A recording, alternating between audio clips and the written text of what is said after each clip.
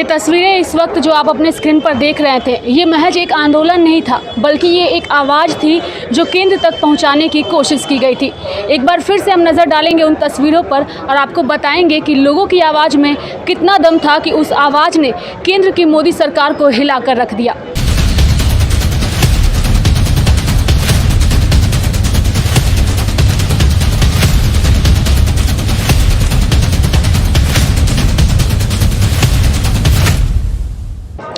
देश के प्रधानमंत्री नरेंद्र मोदी ने अपने कई ऐसे फैसलों से देश को चौंकाया है और ऐसा पहली बार नहीं हुआ है जब उन्होंने सामने आकर के इस तरीके से पूरे देश को हिला करके रख दिया। एक बार फिर से प्रधानमंत्री नरेंद्र मोदी ने तीनों कृषि कानूनों को वापस लेने के ऐलान के साथ ही देश के सामने कई सवाल छोड़ गए हैं। जहां प्रधानमंत्री नरेंद्र मोदी के इस फैसले को बीजेपी मास्टर स्ट्रोक के तौर पर देख रही है, तो वहीं अगर हम विपक्ष की बात करें, केंद्र में बैठी विपक्ष की सरकार इसे बीजेपी की हार बता रही है। तो आइए सुनते हैं इस पूरे मामले पर झारखंड कांग्रेस के प्रदेश अध्यक्ष राजेश ठाकुर ने क्या कुछ कहा। उत्तर प्रदेश का चुनाव सर पर है, उनको ये समझ में आ गया है कि अब हमारी बात लोग नहीं समझ रहे हैं, तो वो अपनी बात को समझाने का प्रयास कर रहे हैं। अब भारतीय जनता पार्टी के लोगों के ये तो मूर्खता की हद है कि प्रधानमंत्री अपने लाए हुए कानून को वापस ले और उसको मास्टर स्ट्रोक बता रहे हैं। तो जो कानून लाया था वो कौन सा स्ट्रोक है? अरे इस मास्टर स्ट्रोक से तो खुद आउट हो गए हैं और देश से आउट हो गए हैं। अब किसी को बताने की जरूरत नहीं है।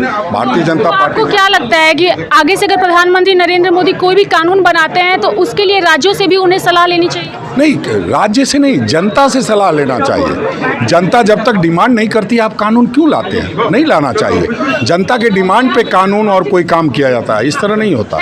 प्रधानमंत्री नरेंद्र मोदी ने राष्ट्रीय हित में भी कई फैसले लिए। अगर हम कश्मीर की बात करें तो लगातार बीजेपी की ओर से ये नारा दिया जाता था कि एक देश में दो प्रधान, दो विधान, दो निशान नहीं चलेंगे, और प्रधानमंत्री नरेंद्र मोदी ने इस नारे को पूर्ण करते हुए कश्मीर से धारा 370 को पूर्ण तरीके से निरस्त कर दिया।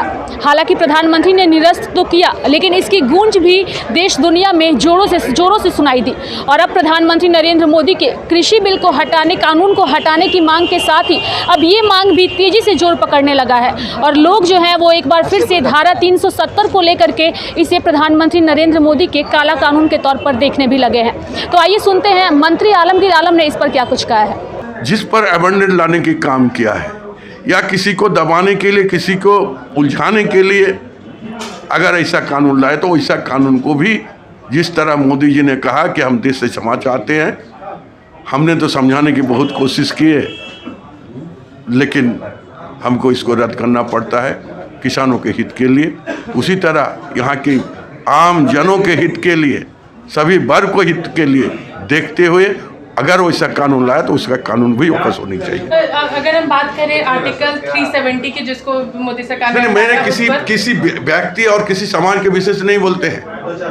हमारा कहने का आशा यही है, जो बिल लोगों को प्रेरणा नहीं देकर दुख देने के काम करता है, चुहाने के काम करता है, वैसे बिलों को वापस लेना चाहिए। प्रधानमंत्री नरेंद्र मोदी जब भी देशवासियों को संबोधित करते हैं तो अक्सर देशवासियों के जेहन में कई सवाल उठते हैं और उनके अंदर एक डर भी देखने को मिलता है कि आखिर प्रधानमंत्री नरेंद्र मोदी अपने इस संबोधन में क्या कुछ कहने वाले हैं। प्रधानमंत्री नरेंद्र मोदी ने जिस वक्त डिमोनेटाइजेशन को लेकर के नोटबंदी का ऐलान किया था, उस वक्त भी देश में कोहराम मच गया था और हर एक बैंक के पास लंबी लंबी लाइनें भी हमें देखने को मिली थी और उस दौरान भी विपक्ष ने अपनी आवाज़ को काफ़ी बुलंद तरीके से उठाया था। हालांकि वो आवाज़ तो उठी थी, लेकिन नोटबंदी का फैसला जो है वो नहीं बदला था और कहीं से भी प्रधानमंत्री नरेंद्र मोदी उस दौरान झुके नहीं थे। लेकिन अब प्रधानमंत्री नरेंद्र मोदी के फैसले के बाद अब लोगों को ऐसा लग रहा है कि अगर उस वक्त भी ये आवाज़ जो है वो बुलंद की गई होती तो आज प्रधानमंत्री नरेंद्र मोदी देशवासियों को इस तरीके से परेशान नहीं कर रहे होते। हालांकि भले ही प्रधानमंत्री नरेंद्र मोदी ने तीनों कृषि कानूनों को वापस लेने का ऐलान कर दिया है, लेकिन इस ऐलान के बाद कांग्रेस की ओर से कई सवाल भी उठाए जा रहे हैं। एक नज़र डालेंगे कांग्रेस के उन 5 सवालों पर जो लगातार कांग्रेस पार्टी की ओर से और राहुल गांधी की ओर से उठाए जा रहे हैं।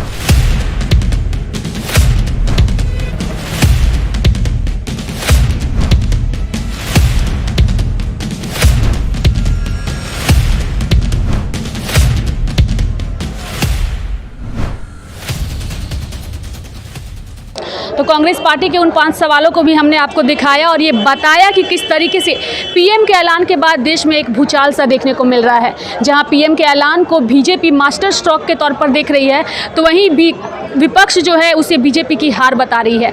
हालांकि इसे यूपी विधानसभा चुनाव से भी जोड़ करके देखा जा रहा है और ऐसा कहा जा रहा है, जो सूत्रों के हवाले से खबर है कि बीजेपी ने एक सर्वे कराया और उस सर्वे में यूपी में बीजेपी की हार होती हुई दिखाई दी, जिसके बाद रातों रात प्रधानमंत्री ने यह फैसला किया और इसके साथ ही देशवासियों को संबोधित करते हुए उन्होंने तीनों कृषि कानूनों को वापस लेने का ऐलान कर दिया। हालांकि ये तो वक्त ही बताएगा कि प्रधानमंत्री नरेंद्र मोदी ने यह फैसला क्यों किया और क्या इस फैसले का असर यूपी विधानसभा चुनाव में भी देखने को मिलता है या नहीं मिलता है, ये भी देखने वाली बात होगी। हालांकि बीजेपी की ओर से लगातार प्रधानमंत्री नरेंद्र मोदी का बचाव किया जा रहा है, लेकिन प्रधानमंत्री के इस ऐलान को विपक्ष जो है वो अपने नाम कर रही है और कांग्रेस पार्टी का यही कहना है कि कांग्रेस के आंदोलन की वजह से प्रधानमंत्री नरेंद्र मोदी ने अपने इस कानून को, काले कानून को वापस लिया है। हालांकि यह देखने वाली बात होगी कि आने वाले समय में प्रधानमंत्री नरेंद्र मोदी के और वो कौन से फैसले होते हैं जो देशवासियों को चौंकाते हैं और इसके साथ ही वो कौन से फैसले हैं जिसकी वजह से वो लगातार विपक्ष के निशाने पर होते हैं। देखते रहिए लाइव लगातार। मैं रेखा, नमस्कार। न्यूज अपडेट के लिए आप हमारे चैनल को सब्सक्राइब करें। आप हमें फेसबुक और इंस्टाग्राम पर भी फॉलो कर सकते हैं। बने रहे लगातार.in के साथ।